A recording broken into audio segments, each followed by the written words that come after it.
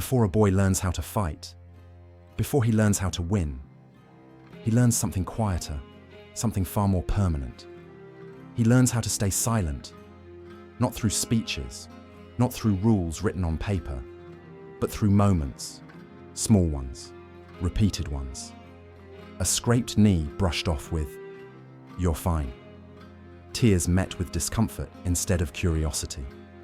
Fear answered with laughter, or worse, dismissal. The lesson is never spoken directly. That's why it works. The boy looks around and notices patterns. Who gets attention when they cry? Who gets respect when they don't? Slowly, instinctively, he adjusts. This is how the first fracture happens. Not in the body, in expression. Pain becomes something private, something inconvenient, something that must be managed internally, alone.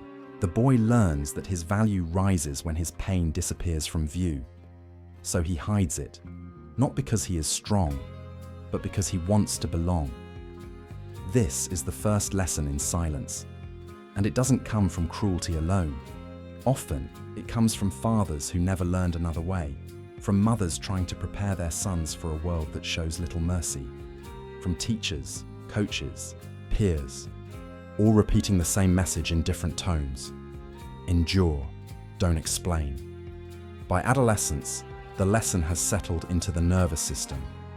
Pain is no longer something to understand, it's something to suppress. The boy becomes a young man who prides himself on how much he can carry, how little he needs, how rarely he asks. He mistakes self-denial for discipline. He mistakes emotional numbness for composure. And because the world rewards performance, not awareness, the conditioning is reinforced. He shows up, he functions, he produces. From the outside, he looks stable, capable, controlled. But inside, something is missing. Language. He feels pressure but can't name it. Restlessness but can't locate it. Irritation but doesn't understand why. This is not a personal failure. It's a developmental outcome. When pain is never mirrored, it remains unprocessed. When emotion is never welcomed, it goes underground. Psychologically, this is where fragmentation begins. Parts of the self are pushed out of awareness to maintain approval. The boy learns which parts of him are acceptable and which must be hidden to survive. Over time, the hidden parts don't disappear. They wait. The body remembers what the mouth never said. Tension settles in the jaw, the shoulders, the chest. Sleep becomes shallow. Rest stops working. Still, he endures. Because endurance was the only model of masculinity he was given. But endurance without reflection is not resilience. It's accumulation. Every unacknowledged disappointment stacks. Every swallowed grief adds weight. Every ignored fear tightens the internal grip. And because he was never taught to pause and examine his inner world, he keeps moving forward, dragging everything with him.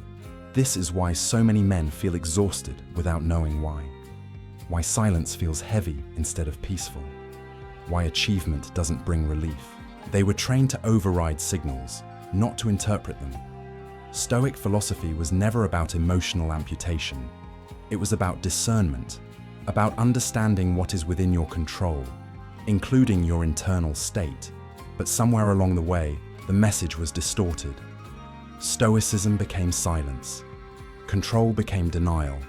And denial feels powerful, at first, because denying pain creates the illusion of mastery. You don't feel weak if you don't feel at all. But this is not mastery. It is avoidance, dressed as virtue. The boy who learned to hide pain grows into a man who struggles to locate himself. He knows how to perform roles, but not how to inhabit his own inner life. He may be respected, he may be relied upon, he may even be admired. Yet when the noise stops, when the responsibilities pause, when he is alone with himself, the first lesson in silence was never meant to destroy the man. It was meant to protect the boy. But protection that never evolves becomes a prison. And until a man understands where his silence came from, he will mistake it for who he is. The confusion begins when endurance is mistaken for strength, Somewhere between boyhood and manhood, the definition shifts. Strength is no longer the ability to carry weight and recover. It becomes the ability to carry weight without showing strain. This is where suppression enters the picture, disguised as virtue. The man learns that composure means concealment. That calm means silence. That control means never letting the internal world leak into the external one. And again, this lesson is rarely spoken outright. It's implied, reinforced by reward and punishment. Men who endure quietly are praised. Men who speak too much about how they feel are tolerated, at best. Often they are dismissed. Sometimes they are ridiculed. So the man adapts. He learns to compress his inner experience, to flatten emotional range, to convert complexity into productivity. This is where strength becomes distorted. True strength is flexible. It bends, absorbs, recalibrates. But suppression is rigid. It locks emotion behind clenched teeth and tightened muscles. From the outside, the difference is hard to see. Both men appear functional. Both can perform. Both can endure pressure. But internally, they are living very different lives. The suppressive man is always bracing, always managing, always holding something down. And holding something down requires constant energy. This is why many men feel perpetually on. Why relaxation feels unsafe. Why stillness brings irritation instead of peace. Because stillness allows what was suppressed to rise. So he stays busy, he stays distracted, he stays productive. Not because he loves the grind, but because movement keeps the inner world quiet. Over time, suppression becomes identity. I'm just not emotional. I don't need to talk about things. I handle my own problems. It's disassociation in slow motion. Control implies choice. Suppression removes choice by narrowing awareness. If you can't feel it, you can't respond to it. You can only react when it escapes containment. And it always escapes. What is suppressed does not remain obedient. It accumulates pressure. It seeks expression. Sometimes it comes out as anger, sharp, sudden, disproportionate. Sometimes as cynicism, a slow corrosion of meaning. Sometimes as numbness, a dull grayness where joy should live. The man tells himself he's fine. He tells others the same, but his body tells a different story. Chronic tension, shallow breathing, sleep that doesn't restore, a baseline irritability he can't explain. These are not weaknesses. They are signals that the system is overloaded. Stoic philosophy, when properly understood, never glorified this kind of suppression. It emphasized clarity, discernment, voluntary restraint, not unconscious repression. There is a difference. Restraint is chosen. Suppression is automatic. Restraint comes from understanding emotion and placing it in context. Suppression comes from fearing emotion and forcing it out of awareness. The first creates stability. The second creates fragility. A man who suppresses emotion believes he is unshakable until he breaks. And when he breaks, it feels sudden, unjustified, embarrassing. He doesn't understand how someone so strong could unravel over something so small. But it was never small. It was cumulative. Years of unexpressed grief, unacknowledged disappointment, unexamined fear, all compressed into a narrow internal space. This is why many men collapse not in moments of crisis, but in moments of rest. A vacation that triggers anxiety, a quiet evening that brings unease, a relationship that demands emotional presence he never learned how to give. The confusion deepens here. He believes strength should make him invulnerable. But vulnerability is not the opposite of strength. Avoidance is. Real strength is the capacity to stay present with discomfort, without being overwhelmed by it. Suppression robs him of that capacity.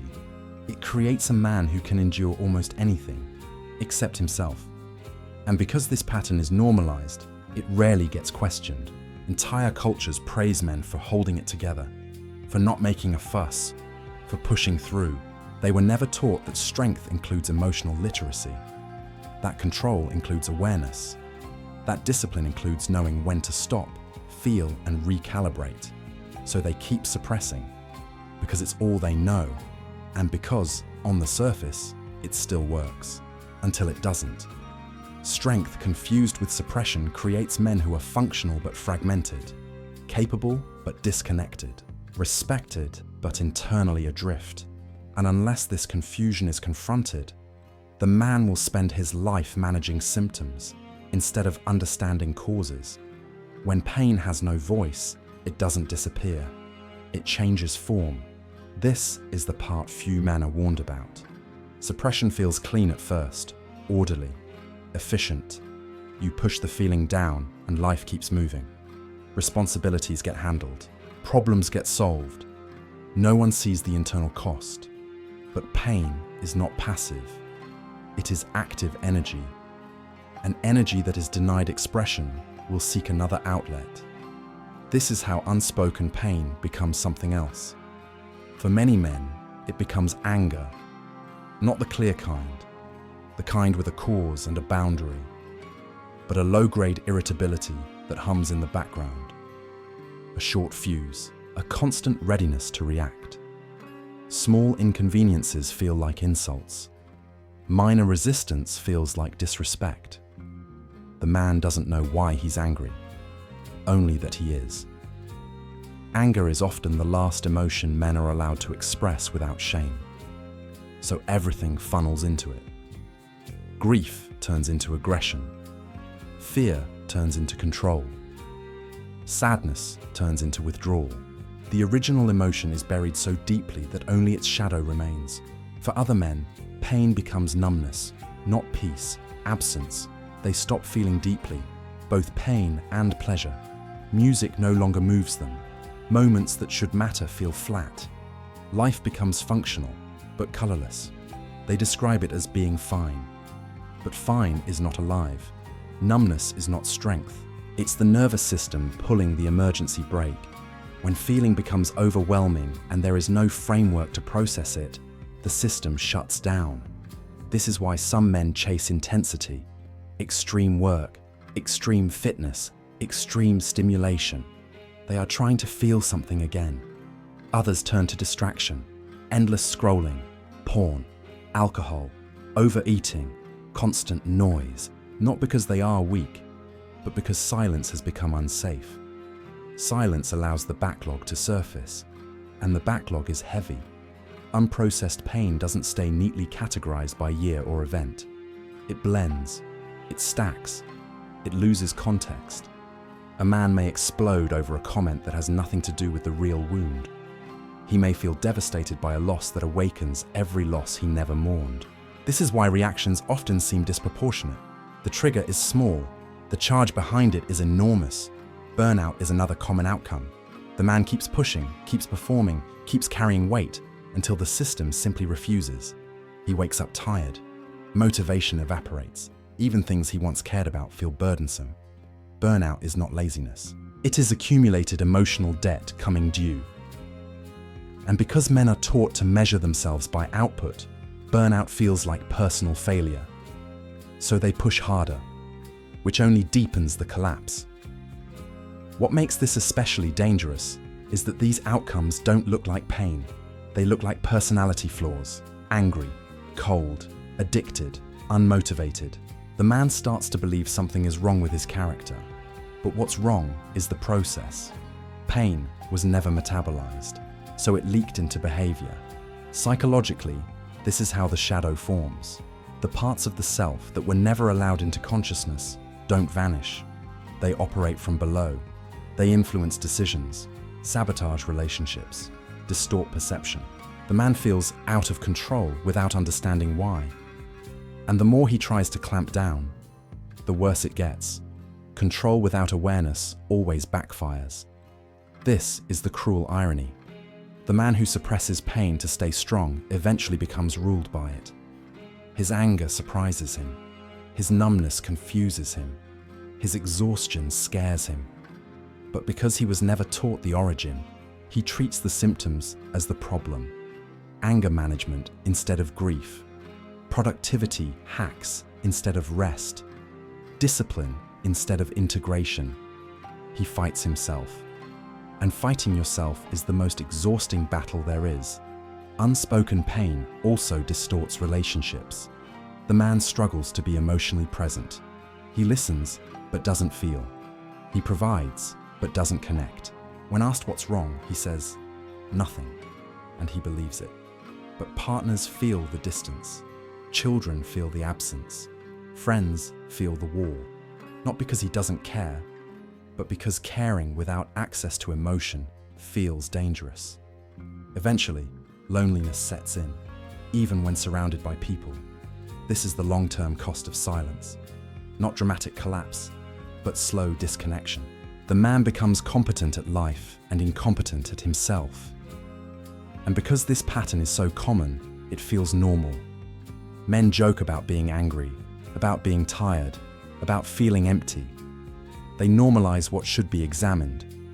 But normalization does not equal health. What pain becomes when unspoken is never random. It follows patterns, predictable ones. Anger, numbness, burnout, addiction, isolation, not as punishments, but as signals. Signals that something inside has been ignored for too long. Pain does not ask for indulgence. It asks for attention. And until a man understands what his pain has turned into, he will keep treating the smoke instead of the fire. There is a quiet moment many men reach, often without realizing it. Nothing dramatic happens, no collapse, no crisis, just a growing sense of distance from themselves, from others, from meaning. This is the psychological cost of endurance without reflection. When a man spends years suppressing pain, he doesn't just avoid discomfort. He loses access to his inner compass. Emotion is not chaos. It is information. It tells you what matters, what hurts, what has been violated, what needs attention. When emotion is numbed or ignored, direction fades. The man keeps moving, but he doesn't know why. He pursues goals that feel hollow. He follows routines that no longer align with his values. And because he was trained to endure, not question, he assumes this emptiness is just part of adulthood. Psychologically, this creates fragmentation. Parts of the self remain undeveloped. Other parts become overworked. The man becomes functional but internally divided. He may be decisive at work and indecisive in life, disciplined with his body and disconnected from his inner world, reliable for others and absent for himself. This inner split produces tension. He feels like he's wearing armor that he can't remove, always braced, always performing. Even in moments that should be intimate, he stays guarded, because vulnerability feels like exposure, and exposure feels unsafe. This is where the shadow grows stronger. Everything that was rejected in the name of strength, fear, sadness, tenderness, uncertainty, moves into the unconscious. From there, it doesn't stay quiet. It influences perception, colors interpretation, shapes reaction. The man becomes suspicious without knowing why, defensive without remembering the original wound, withdrawn without understanding the source. He may sabotage closeness because closeness threatens to reveal what he buried. This is not weakness.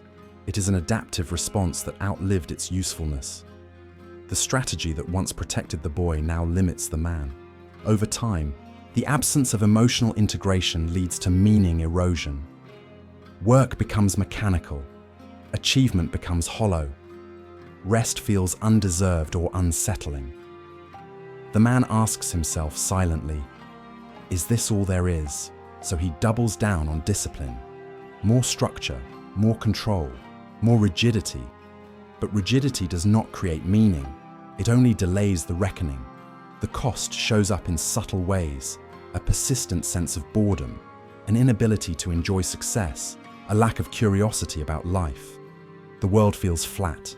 Psychologically, this is often mistaken for depression, and sometimes it is, but often it's something more precise. It's disconnection from the emotional signals that guide vitality. When a man can't feel what hurts, he also can't feel what inspires. When he cuts off pain, he cuts off depth. This is why some men feel strangely empty, even when life looks good on paper. They did everything right. They followed the rules, they endured, but they never integrated. And endurance without integration creates a hollow center. This internal emptiness is dangerous, not because it hurts, but because it makes the man vulnerable to false meaning. He may chase status, power, validation, not out of arrogance, but out of hunger. A hunger he can't name. Others retreat completely. Minimal engagement, emotional flatness, low expectations. They tell themselves they're being realistic. But often, they're protecting themselves from disappointment. This is the psychological toll no one talks about. Not breakdown, but drift. A slow loss of internal orientation. The man doesn't fall apart, he fades. And because fading is quiet, it goes unnoticed. By him, by others. Until years have passed. And one day, he realizes he has been living on the surface of himself. This is the price of mistaking endurance for depth, of mistaking silence for strength, of mistaking control for awareness. The psyche cannot be dominated indefinitely. It must be understood. Pain that is carried without being examined does not make a man stronger. It makes him distant from purpose, from intimacy, from his own inner authority. And until a man confronts this cost, he will keep building a life that looks solid, but feels strangely empty. There is a moment, quiet, almost unremarkable, when the pattern can change. It rarely arrives through crisis. More often, it arrives through exhaustion. The man reaches a point where endurance stops working, not because he is weak, but because the strategy has run its course. He notices that pushing harder no longer brings relief, that discipline without understanding feels empty, that control without awareness creates tension instead of peace. This is where awareness enters, not as a dramatic breakthrough, but as a pause, a slowing down long enough to notice what has been avoided. Awareness is not indulgence. It is not self-pity. It is not collapsing into emotion. Awareness is observation without judgment. It is the willingness to say, something in me is hurting, and I will not look away. It responds to attention. The first step is naming, not explaining, not justifying, simply naming. I am angry. I am tired. I am disappointed. I am grieving. Awareness restores choice. Instead of reacting automatically, the man creates space between stimulus and response, between sensation and action. This space is small at first, but it is powerful. In that space, he can ask better questions. What is this feeling pointing to? What boundary was crossed? What expectation was violated? What loss was never processed? It no longer leaks into behavior. It no longer hijacks decisions. It no longer seeks expression through anger or numbness. It becomes part of the man's internal map. Awareness also dismantles shame. Many men believe their pain disqualifies them, that needing rest, support, or reflection makes them less capable. But pain is not a verdict. It is feedback. Ignoring feedback doesn't make you disciplined. It makes you blind. The disciplined man learns to read his internal signals the same way he reads the external world. He doesn't obey every impulse, but he listens to every signal. This is crucial. Awareness does not mean acting on emotion. It means understanding it before deciding. A man who is aware can still endure, but his endurance is conscious. He knows why he is carrying weight. He knows when the weight is meaningful and when it is unnecessary. This prevents resentment. Resentment grows where sacrifice is unconscious. Awareness brings intention back into masculinity. It also reconnects the man to meaning. When emotion is allowed into awareness, values become clearer. What matters sharpens. What doesn't begins to fall away. The man stops chasing empty goals, stops tolerating misalignment, stops living on autopilot. He becomes internally oriented again. This process is uncomfortable. Awareness often brings grief first. Grief for lost time, lost parts, unlived versions of self. But grief is not regression. It is integration catching up. On the other side of grief is clarity, a steadier form of strength, one that does not depend on numbness. The man becomes less reactive, less brittle, less defensive, not because he feels less, but because he understands more. Awareness also restores connection. When a man knows his own inner landscape, he becomes capable of meeting others without armor. Presence replaces performance. Listening replaces fixing. Depth replaces distance. This does not make him soft. It makes him grounded.